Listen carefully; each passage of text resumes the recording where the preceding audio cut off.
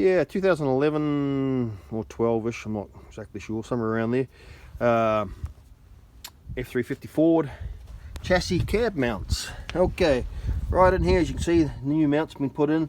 The old ones, this rubber here is basically gone. Well, it was gone, and this part here was hitting here and making a heck of a racket, and I thought it was actually the suspension problem, and it wasn't. It was just these mounts.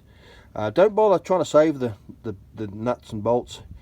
Torch that off. Just save a whole lot of time and headaches. Trust me on that. What I did do is I put a floor jack, put a 2x4, 4x2, however you say it, up underneath to this part of the chassis here, jacked it up, and that of course separated here when I cut those old nuts and bolts out, separated here, made it easy to put the new mounts in. It's a Ford part. You might be able to buy them off of eBay. We gave the last VIN to the Ford dealer. It's $260 for the pier, both sides, uppers and lowers. And another thing I did do before I forget is I put like a little long bar in there, undone both sides is the easiest at the same time. Put a bar through here and kind of push down on it to separate this part from this part. Just made it easier to get that old mount out and put the new one in. What I did do around the front is, let's see, it's where that goes through. There's a piece of aluminum or something across here. You can see where I chopped it out across the top there. I couldn't get a socket on it or anything. I fought it. I just chopped it out of the way. It was just, there's no point. There's no structural validity there. I think that's how you say it. Rigidity, yeah, something like that. Big word for this time of day. Can I get in focus? There you go. Same thing there, but just be careful on this side. You got an air conditioning tube. These rubber parts here are just here basically to direct the airflow more towards the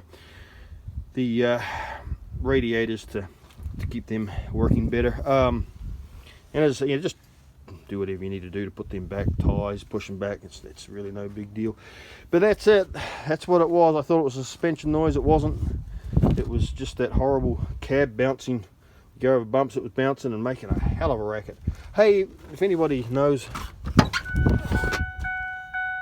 that's horrible, horrendous, sickening, disgusting, bloody noise, dinging. If anybody knows how to turn that off, let me know, because it drives me completely more insane than I already am. Alright, appreciate your time. If you have any questions, don't hesitate to ask me in the comments. It wasn't a bad job. Took about, well, this side, not knowing what I was doing the first time, took about 2 hours.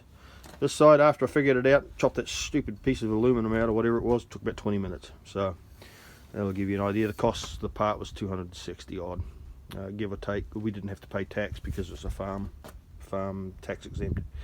All right, appreciate you. Have a good day. Cheers.